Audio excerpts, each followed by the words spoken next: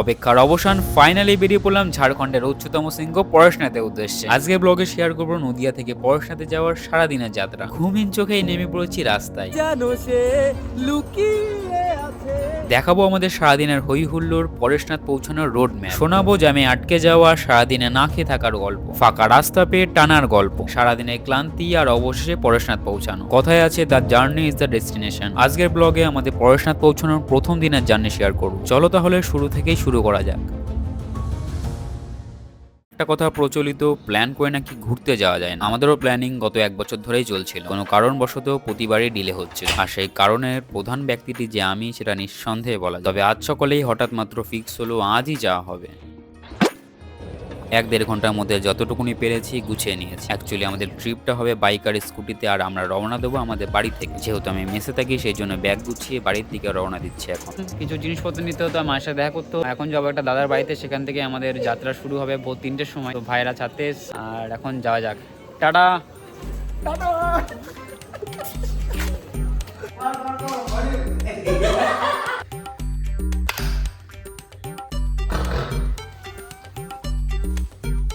এ বলা, এটা দেখা ছিঁড়ে যাবে তো, পর্দাটা ছিঁড়ে যাবে উপর দিক থেকে। দেখা, বডিটা দেখা।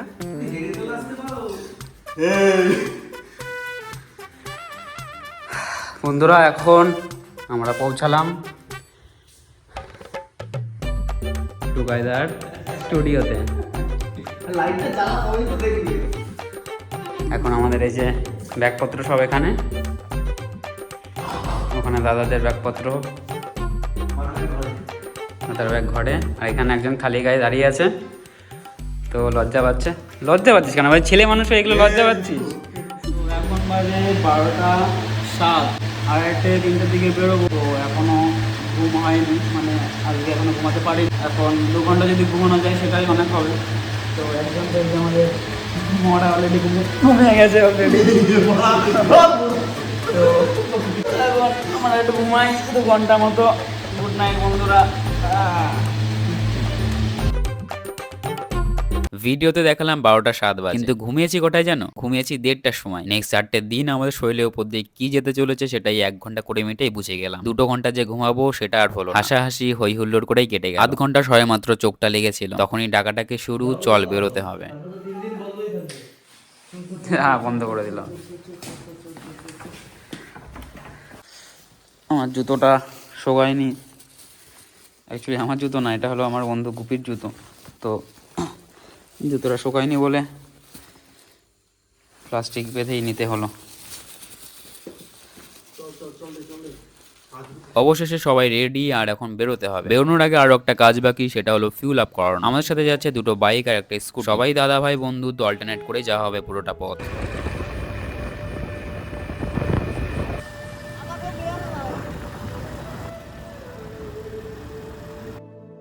যেমন ঠান্ডা পড়েছে তেমন কুয়াশা, সেগুলো পার করে আমরা পৌঁছালাম NH-12 এর একদম সামনে। যেহেতু বেরোনোর সময় নষ্ট করিনি, সেই জন্য কিছুটা এসে আমরা একটা চায়ে ব্রেক নিলাম। ঘড়িতে এখন 4টে। এখন আমরা রয়েছি কৃষ্ণনগরে।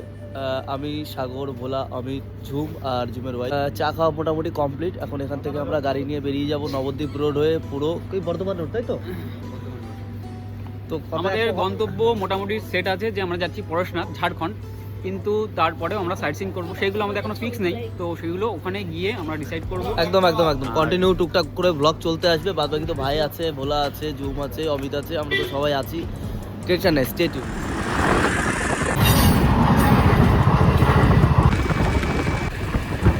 কোথায় জানো সে লুকিয়ে আছে গহীন বনে, তোর লাগি পরাণ আমার। প্রায় 70 কিলোমিটার একটানা চালিয়ে আমরা একটা ব্রেক নিলাম, একটু ফ্রেশ হওয়া, জল খাওয়া হলো, আর এত সুন্দর সানরাইজ দেখে হলো কিছুটা ফটো সেশন। বর্ধমান এখান থেকে আর 10 কিলোমিটার। বর্ধমান ঢুকে গেলে আমরা রোডে ঢুকে যাবো। আশা আছে মোটামুটি আর 6 ঘন্টার মধ্যে আমরা পৌঁছে যাব। এখন বলা যাচ্ছে না, রাস্তার জ্যামের উপর নির্ভর করে ব্যাপারটা। হাইরোডে উঠে গেলে তারপরে আমাদের যাওয়াটা আরো ইজি হয়ে যাবে। এখানে এই রাস্তায়, যেহেতু ভেতরের রাস্তা, পেছনে ধান ক্ষেত। তো দেখা যাক, একটুখানি স্টে করেছি এইখানে, কেননা শীতে এত মোটা পোশাক পরেছি, তাও ঠান্ডা লাগছে, হাত পুরো আড়ষ্ট হয়ে যাচ্ছে। পুরো একটা গ্রাম্য পরিবেশ। আমাদের ফটো সেশন অলমোস্ট কমপ্লিট। এখন আমরা আবার রেডি হচ্ছি আমাদের গন্তব্যের দিকে।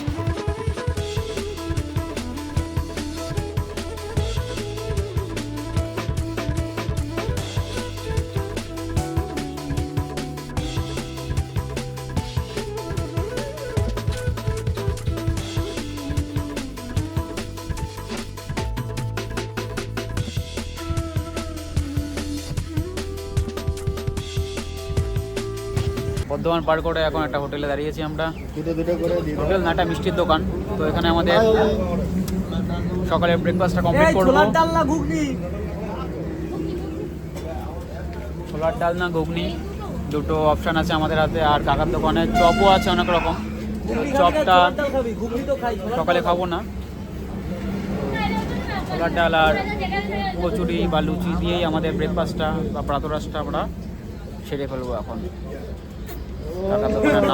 কাকার দোকানের নামটা হিন্দিতে লেখা না, বাংলায় লেখা, মা মনসা মিষ্টান্ন ভান্ডার।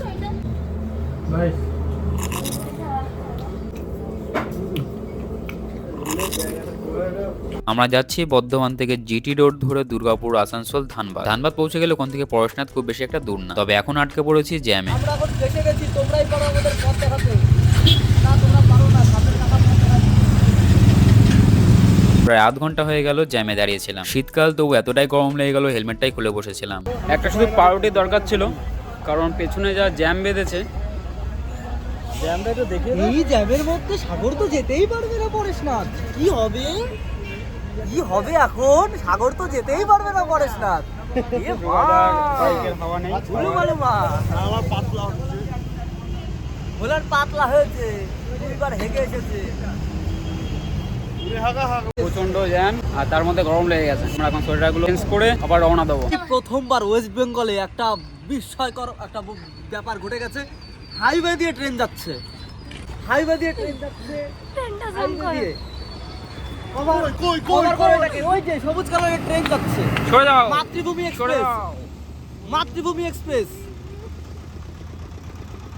ওয়েস্ট বেঙ্গল রসাতলে গেছে। পাইলট কোথায়? জ্যাম সারাতে গেছে। প্রায় 1 ঘন্টা মতো জ্যামে আটকেছিলাম। জ্যাম ছাড়তেই 3 লেনের জিটি রোডে গতি ধরলো আমাদের বাহন।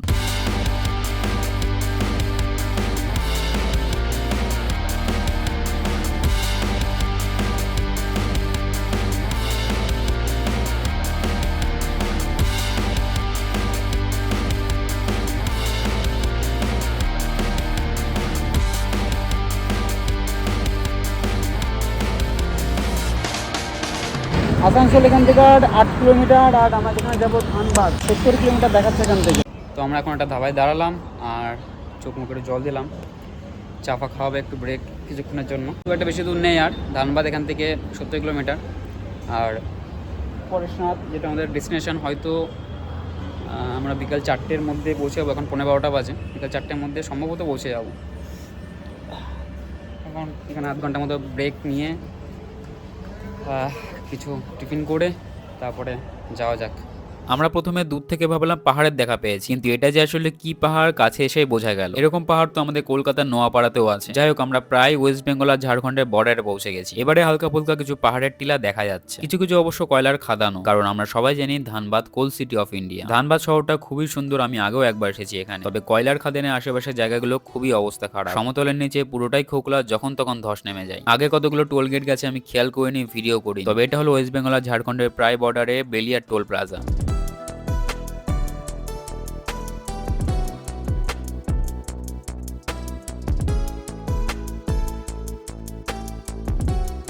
ধানবাদ প্রায় ঢুকে গেছি। একটা পাম্পে দাঁড়ালাম ফিউল আপ করার জন্য। এখানকার পাম্পের একটা বেস্ট জিনিস হলো নো হেলমেট নো পেট্রোল। নিয়মটা খুবই ভালো, তবে জানি না এখন মানুষজন কতটা মানে। আর ধানবাদে পেট্রোলের প্রাইস কিন্তু অনেকটাই কম। আমাদের ওয়েস্ট বেঙ্গলে 106 টাকা, এখানে 98 টাকা। আর কারণটা হলো ইথানল ব্লেন্ডেড পেট্রোল। এখন বাজে বিকাল 4টে, আর সারাদিন পর এখন একটা হোটেলে ঢুকলাম। খুবই ক্লান্ত আর খুবই খিদে পেয়েছে। তো আমরা এখন খাটিয়াতে শুয়ে আছি। আর এটা হলো আমাদের রেস্টুরেন্ট।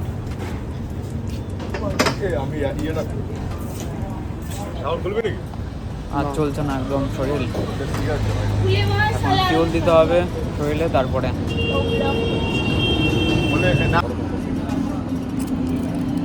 ভেজ থালি।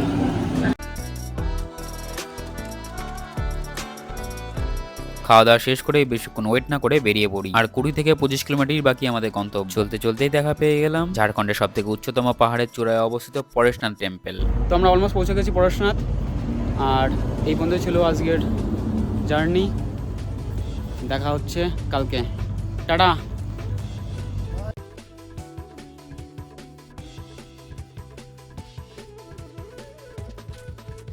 আমরা পৌঁছে আগে রুম নিয়ে নিয়েছিলাম। পরেশনাথ পাহাড় তার ঠিক নিচেই এই বাজারটা, বেশ সস্তা এখানে রুম পাওয়া গেছে আর বেশি খোঁজাও লাগে। রুমে গিয়ে ফ্রেশ হয়ে একটু বাজারের দিকে হাঁটতে বেরিয়েছিলাম। আশেপাশেও প্রচুর মন্দির আর বাজারটা খুবই জমজম। পাহাড়ে ওঠা পুরোটাই 9 কিলোমিটারের ট্রেকিং। আমি এই জায়গাটা সম্বন্ধে খুব একটা বেশি রিসার্চ করে আসি। প্রথমত বাকিরা প্ল্যান করেছিল আর আমার দিক থেকে তো সময় ছিল না একদম, সেই জন্য কালকে কোথায় যাচ্ছি আমার জন্য পুরোটাই অজানা। এটা একটা ভালো দিক হলো নতুন জায়গা সম্বন্ধে সাসপেন্স বজায় থাকে। যারা জানো তারা তো জানোই, যারা জানো না তারাও একটু পেশেন্স ধরেই রাখো। এখানে নাকি রাত 2-3 থেকেই মানুষ পাহাড়ে ওঠা শুরু করে দেয়। প্রথমত সকালের ভিউটা অসাধারণ, আর দুপুর হলে গরমে ওঠা যায় না। এখন বিষয় হলো আমরা খুবই টায়ার্ড। আজকের দিনটা এখানে সমাপ্ত করছি, কালকে দারুণ মজা হবে। শেষে একটা ইনফরমেশন তোমাদের সাথে শেয়ার করেই যাই। তোমরা অনেকেই কমেন্ট করো স্পোকেন ইংলিশের জন্য ভালো টিচারে খোঁজ দিতে। ফটোতে যাকে দেখছো সেটা হলো অ্যালিনা ম্যাম। ইউটিউবে 2 মিলিয়নের উপর সাবস্ক্রাইবার, 10 বছরেরও বেশি সময় ধরে পড়ান, খুবই নাম করা। ম্যামের স্পোকেন ইংলিশের ফুল একটা কোর্স আছে, 6 থেকে 8 হাজার টাকার আশেপাশে প্রাইস। ভয় পাওয়ার কোনো কারণ নেই, এত দাম দিয়ে কেনার কথা বলছি না। টেলিগ্রামে কোর্সের ডাউনলোড ভার্সন পেয়ে যাবে মাত্র 100 থেকে 200 টাকার মধ্যে। আমি একটা নাম্বার দিয়ে দিচ্ছি, এখান থেকে পারচেস করে নিতে পারো। আমি নিজেও ম্যামের ক্লাসেসগুলো করছি, নিঃসন্দেহে ভালো।